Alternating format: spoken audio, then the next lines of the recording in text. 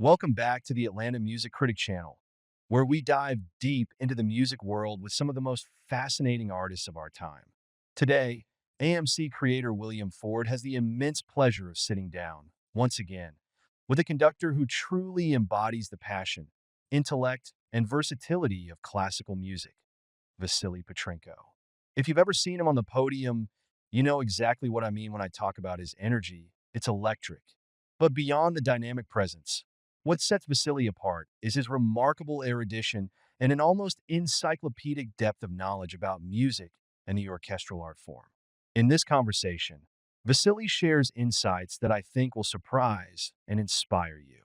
We delve into the nuanced world of orchestral sound, how the character of an orchestra can change from city to city, hall to hall, and why those differences matter. We also touch on what goes through his mind when he's conducting. Yes, he'll reveal what happens behind that intense focus, and we explore his transformative leadership roles with some of the world's most renowned ensembles: the Royal Liverpool Philharmonic, the Oslo Philharmonic, and of course, the Royal Philharmonic Orchestra. Speaking of the Royal Philharmonic, we talk about their incredible versatility. They're not just about Beethoven and Brahms. This is an orchestra that embraces an astonishing range of genres and performs in venues as varied as the music itself. Vasily gives us a glimpse into the whirlwind schedule of a modern orchestra, bringing music to diverse communities and audiences far and wide. It's a conversation full of thought provoking insights, humor, and of course, Vasily's trademark passion for music. I can't wait for you to hear it. So, grab a coffee, settle in, and let's dive into this journey through the mind of one of today's great conductors. Let's hand it over to William and Vasily. Jumping back to things that have changed since I last interviewed you, I think you were in Oslo at that time. And Liverpool. You continued Liverpool until about 21, was it? Yeah, 2020, 2021. The last years were though very difficult because COVID time, you do very little projects and public mostly were Right. not allowed. And then you guest conducted at the Royal Philharmonic while you were still in Oslo. Was it your goal all the time to stay in London because you were getting too many frequent flyer miles and you didn't like it? Or how did that work? No, the thing I still love Royal Liverpool Philharmonic Orchestra, of course, and it feels like a child, but I've been there for 15 or 16 years. And I felt like as with many children, there is time when you need to let the child to find what is in the world without you. And that will bring even more maturity, and probably it will bring some other aspects to the orchestra life. So that was a decision to go to London from there. And London Orchestra, at the beginning, I think I took it roughly at the same stage of their development as Royal Liverpool Phil. So when I took Royal Liverpool Phil, it had its glorious history. But a couple of years before, maybe a decade before I took it, the general perception of the orchestra was that it's not as great as it was. And I've seen the huge potential immediately in Liverpool when I took the job, and I knew how I can help them to get back and beyond. And the same happened with Royal Phil. I've seen they were thought by the society a bit like a fifth wheel in London. And because that orchestra takes a lot of different concerts in different genres, movie music, computer games, music, all the educational projects, plenty of touring. They were seen as some odd organization, rather than, if we talk about 30 years ago, that was one of the best orchestras in London by its reputation. And I've seen also huge potential how I can develop it. And I think that's one of the biggest joys of conductor, when you see your main orchestra where you work as a music director developing and gaining reputation and new music horizons. So to me, it was very natural to take the orchestra. Of course, it is very different from Liverpool and even more different from Oslo. Because life in London is at least twice as fast as in Liverpool, and life of musicians is much harder. The orchestra structure does not allow you to take a 3 days, so you it's based on pay per service. So if you're not working, you're not getting paid. And of course, with London costs of life, you have to work a lot. And we do a lot of tours. Also, budgeting. Government in Liverpool gave the different years from 36 to 58% of the total budget. In London, it's just 9%. So you have to earn 91% of the whole budget. And not unlike in America, where philanthropy is very popular and a lot of people donating money to the culture. They also have some tax benefits on it. In UK, there's no tax benefits and there's no tradition. For that, philanthropy in UK is much more complicated to get. And of course, we're doing a lot of projects. So we just went, before Atlanta, I went on tour with Royal Philharmonic to Austria and Germany. We played 10 concerts in 11 days in different cities. Very successful tour. So the structure of the orchestra, the life is very different. The life in the city also very different. London is most cosmopolitan and one of the most hectic cities I've ever seen. But I'm still enjoying it, and I see it as a new chapter of my journey. The orchestra whom I, let's say, swapped Oslo for was Russian State Academic Orchestra in Moscow, Svetlanov Orchestra, ex-Svetlanov Orchestra.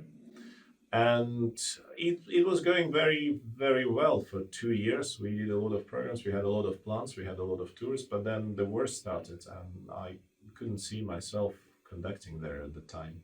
I'm in, as many other, as millions, I guess, of the people. I still have my father living in St. Petersburg, and my mom, she passed away about 8-9 years ago, but her relatives lives in Kiev.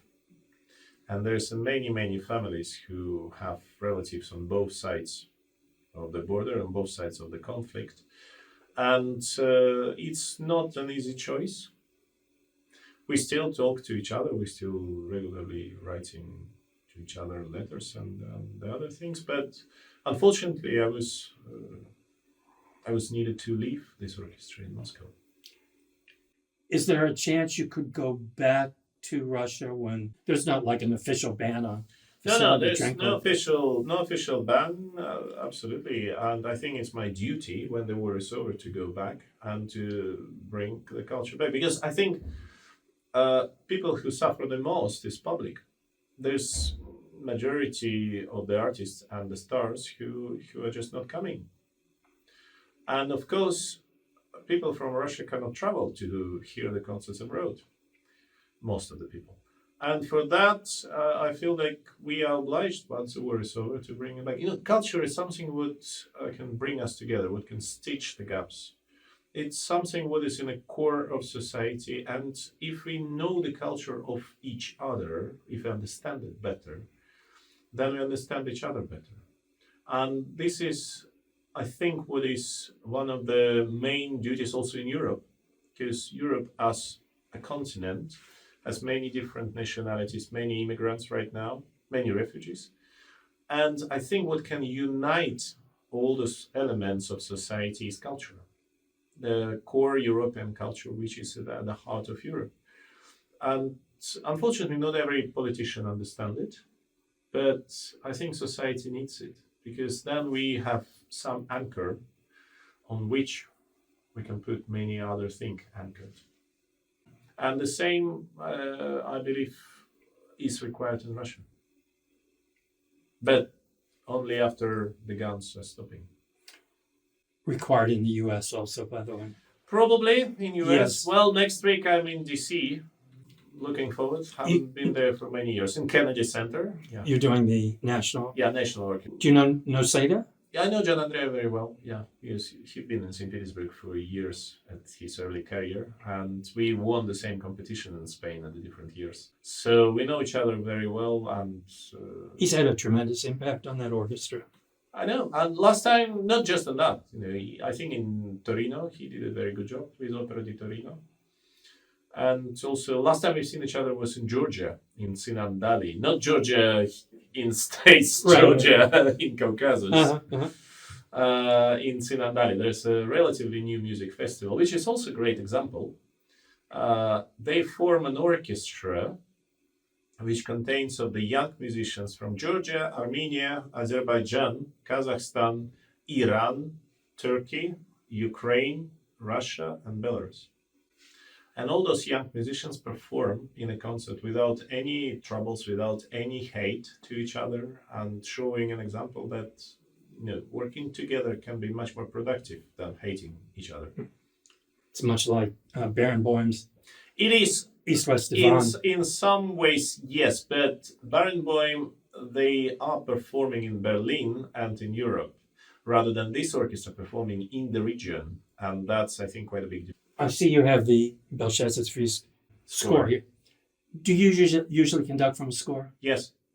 I almost always conduct from score. There's two reasons, even if I know it by memory. Sometimes I'm skipping 50 or 60 pages. The reason for it is very early at my career, I asked musicians in the orchestra, what do you think about conductor with or without the score? And they say that if conductor does not use the score, it adds extra layer of stress on them. Because on top of all the notes and the things which they play, they also start to consider, oh, what will happen if he or she will forget or do something wrong? And I think there's enough stress in the concert on the shoulders of musicians, so I don't want to put extra stress on them. And secondary, even if you know the entire score musically, it's almost impossible to know all the rehearsal numbers or figures or bar numbers. And for that, in case if some accident happens, and I've witnessed quite a few accidents when the orchestra was literally stopping at the concert. It's very rare, but it happens. Then you need to quickly let them know what figure do you start or restart. And that can be done easily with the score, but in your mind, it's nearly impossible to remember all the figures and additions. When you're conducting during a performance, not during a rehearsal, does your brain engage in it, or does it happen at a subconscious level? What happens in your head when you're doing it? I think us, with any conductor, we live almost in 3 time dimensions at the same moment. The first is music which you hear in your mind. So when you're reading the score, or even when you're not reading, when you know the score, it's something what is, you hear it as the inner music in your brain. Then you're trying to project it to the orchestra with the hands. When you're hearing and you try to get it from the orchestra responds, but there's already a millisecond or even more difference between that and what you hear from the orchestra. And then I would say 99.9% the orchestra responds with a different sound than you have in your mind. It's natural because it's the others who play, you're not playing. And then with your hands and with your mind, you're trying to bring that sound through your gesticulation into what you have in your mind. So that's another split second.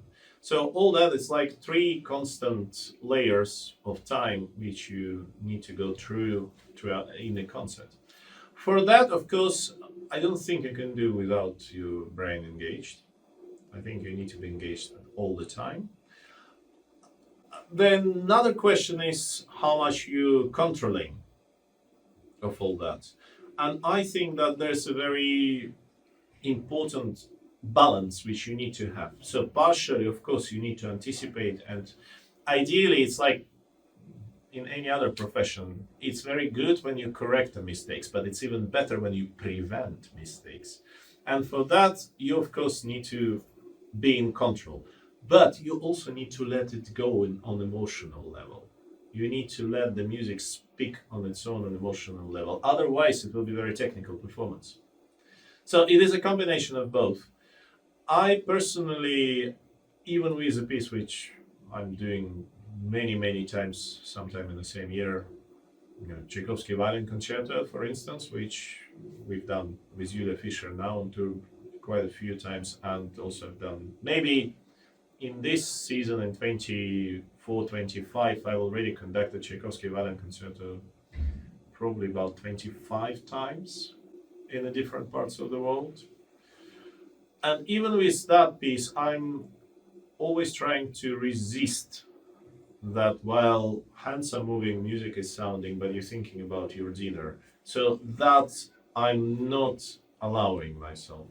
And if such things starts to happen in my mind, then artificially I'm trying to whip my mind and my brain to be present here, constant.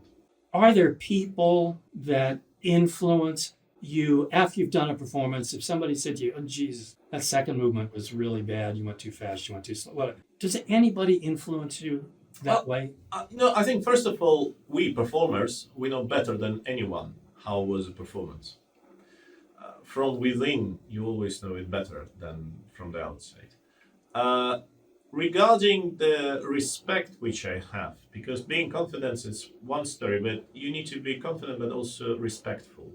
And I naturally have respect to every musician in the orchestra, because first of all, he or she able to play instrument at much better level than I do. I will never achieve, well, maybe if I will study for the next 20 years, maybe I will achieve at the end the same level. But I've tried most of the instruments, how they work, played most of them, but it's nowhere near the level which professional musician in the orchestra can play. And for that, I have so much respect for them.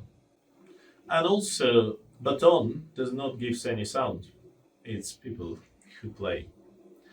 And my role is to help them to unleash the best qualities, their individual best qualities, the best qualities of the orchestra's organization, and best qualities of composition and composer. So to me, it's very natural to have this respect for every musician, and however confident I am, to show this respect. And it's not something that I'm trying to hide my temperament or to calm down my angst.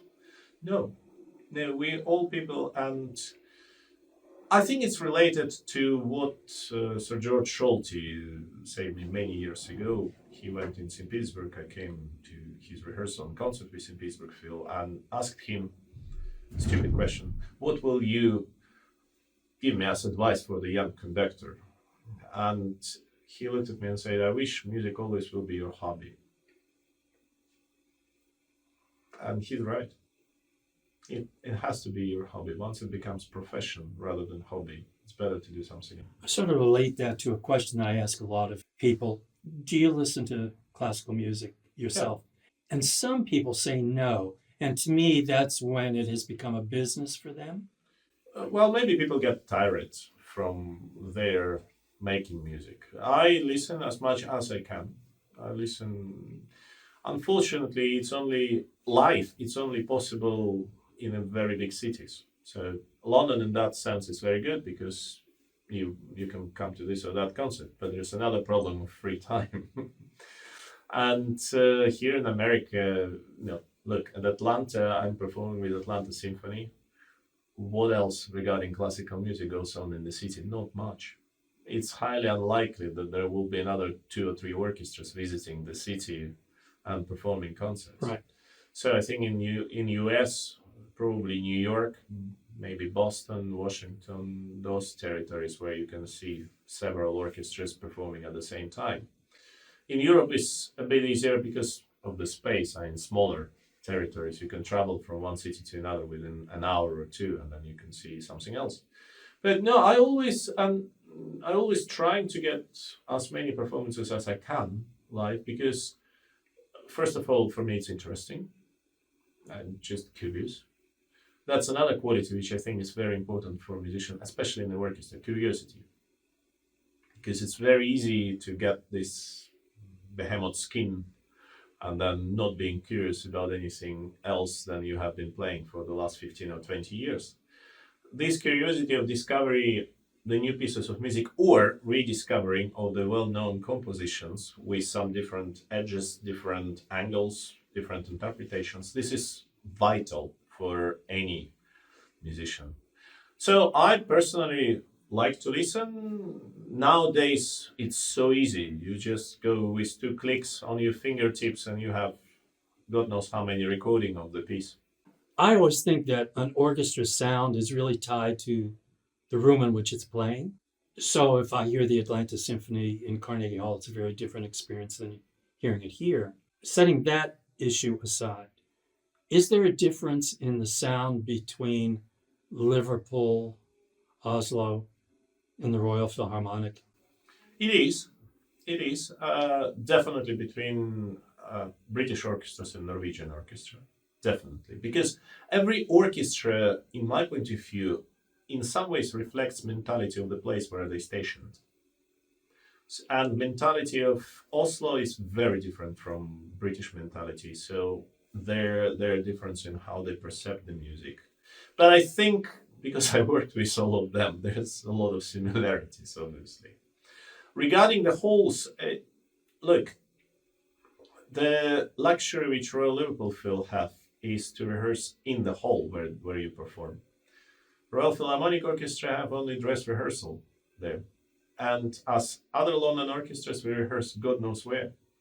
London, one of the wealthiest cities in the world, does not have a very good concert hall for the classical orchestra. Unfortunately, they all have their pros and cons. Now, if you go to Royal Albert Hall, it's great for the big spectacles. Mahler symphonies, Strauss pieces, something big, with a choir ideally. But if you try to play there Mozart or Haydn, that's very difficult, just due to the size of it.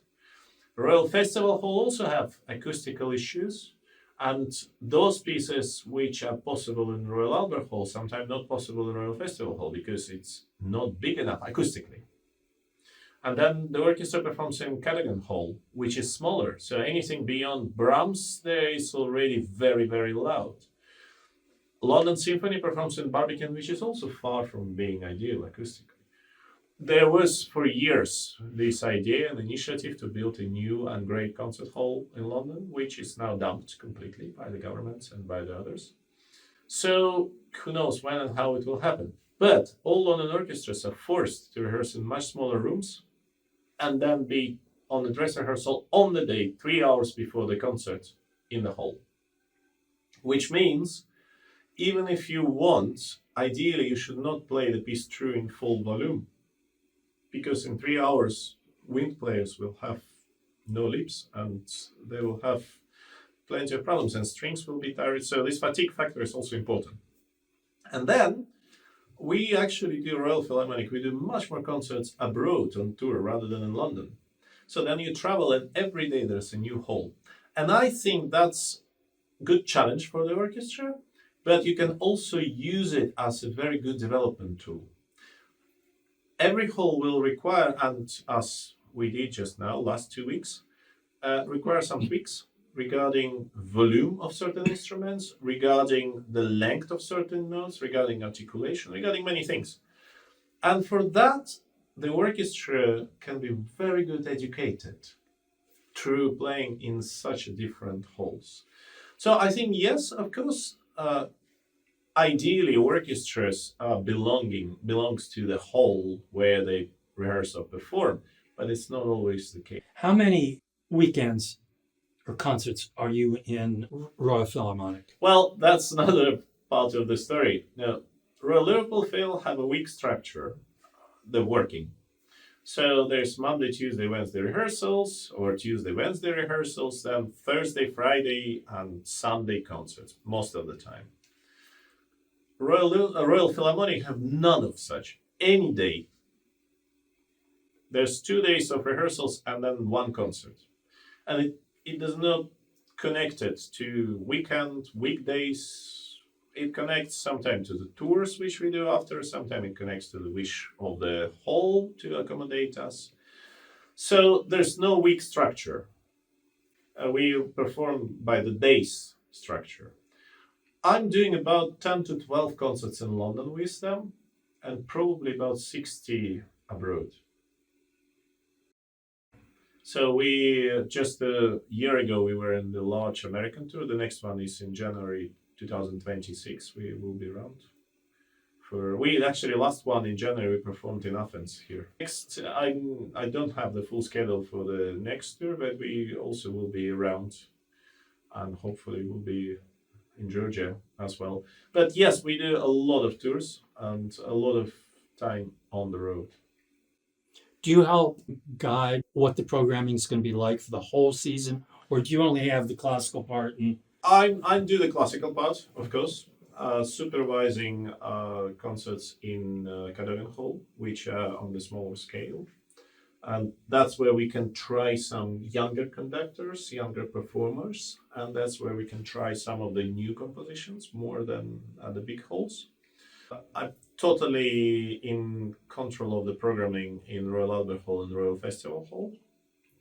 Our concerts, proms, and other things. And of course, on tour for tours, we do collaborate with promoters. So we usually it works. We offer 2 or 3 different programs with the same soloist because soloist is defined most of the time, and then we see what from that promoters are taking on the places, Got it. and then it's combined. On by the time the tour starts, usually there's 2 programs combined, sometime in different way. So this German tour, for instance, we had as a main piece Brahms' First Symphony or Bartok Concerto for Orchestra. As an overture, we had Mussorgsky Night on the Bald Mountain or Dvořák Carnival Overture. And Julia Fischer was playing either Sibelius or Tchaikovsky Violin Concerto.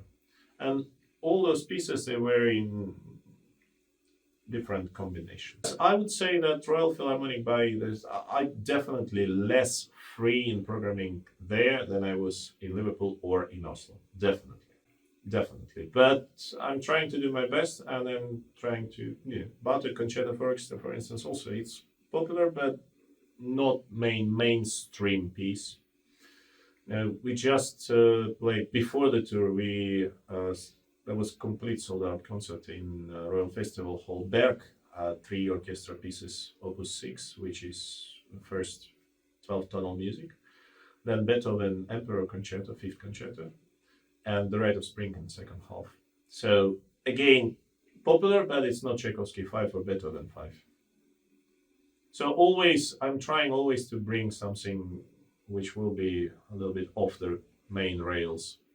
Because I think the diets need to be healthy. You can't eat just bonbons, otherwise you get sick.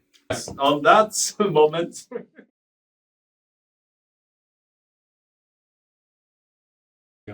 I wanted to say also, last time you were here, you conducted a Rachmaninoff second that was extraordinary. Well, I hope now you will hear the best ever Sibelius 1 and Walton. Exactly. Even if it's probably less comparisons in Yeah, the history. There's not a lot to compare with Walton because we don't hear it that much, actually. I know the orchestra played the First Symphony recently.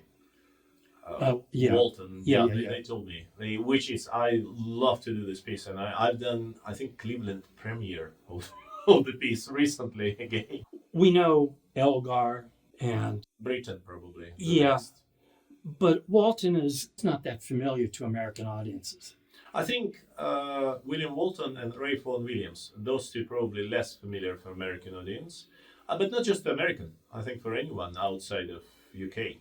So they are typically British composers, 20th century. Walton had quite a long journey and transformation of his language because at first he took lessons with Ravel, and that's where his initial music style came from. But then, of course, you cannot stay away from what's happening in history. In 1930s, he went into more dramatic, more edgy style of composition, more, in a way, a bit more contemporary, but also much more energetic. And Belshazzar's Feast had a long history of writing. At first, it's supposed to be just a chamber cantata for a small orchestra, a few singers, and narrator on the text. And then gradually it went into this big opening for the Leeds Festival, and that's how it's been finished and created. I think at the end he was a little bit hurried up to complete it because it's supposed to be premiered in the summer, but then by April they demanded that all the printed parts will be already there, so he had this story with Henry Wood. When I've read about Walton, people generally say he peaked early and his later output was not so great. I don't think not so great, just different. People know First Symphony, for instance, less known Second Symphony. Second Symphony is also great music, very different in style again. And for a lot of chamber music written, fantastic chamber music, a lot of choral music as well. So for all that, he had a long journey, long path. I think what happened before the war and during the war with him that definitely affected him. This story with Baroness, which he had a love story when she was supporting one side of regime, he was supporting other side of regime. Then they split up, and also his views, pacifistic views in many ways on the war, which were not correlating with many of the people from the society. And even that story, Belshazzar's feast is not so easy because you think about the Jewish people in exile who suffering from all this Belshazzar kingdom, and he asks them to sing the song which they deny because they say we can't sing a song about Jerusalem without Jerusalem. And that then it comes interesting because during the feast, Belshazzar calls to make salutes or tributes or drinks for the gods and the fake gods, as they say, and that's gods of iron, of bronze, of gold, of silver, and of wood. And in some ways, it was like, do you really need to think about industrialization at that time, early 30s, early 1930s? And do you really need to consider those as our new gods, or are they fake gods? And that convolution of those fake gods leads Belshazzar to destruction. So that's a question which I think Walton was asking. And then also there's one incredible moment when the king is slain and his kingdom divided, and it's very, very dramatic pose. And instead of mourning of something, all the people celebrating. So it immediately goes to the big party, which is also like, do we really have memories of what happened just yesterday? So there are some edgy moments in the writing and in the script, and it's also unfortunately still quite relevant nowadays. How is it that you're conducting it here in Atlanta? In the sense that, did Atlanta send out a notice and say, gee, we want to do Belshazzar's feast this year, who can do it? I think at first it was the idea from Atlanta Symphony to do that. And of course, I know that Robert Shaw had this recording many, many years ago, but it's probably 30 or 40 years already past. So I guess, and I know that there's a great chorus here. So for me, it was sort of very easy decision to say yes, of course. And also, I've done this piece quite a few times. I try to propagate it in the other territories and try to bring its beauty to everyone. Thanks again to Maestro Vasily Petrenko for sharing his incredible insights. His understanding of music and the human condition is truly breathtaking. It's no wonder he's one of the most popular interviewees here on Atlanta Music Critic. If you enjoyed this conversation, don't forget to like this video, subscribe to the channel, and hit the notification bell so you never miss an update. Your engagement helps us bring more exclusive interviews with the world's leading artists. To support what we do, head over to patreon.com/Atlanta Music Critic. Your support on Patreon unlocks bonus material, behind-the-scenes content, and helps us continue bringing you top-tier interviews like this one. Thanks for watching, and we'll see you next time here on Atlanta Music Critic, where great music and great minds meet.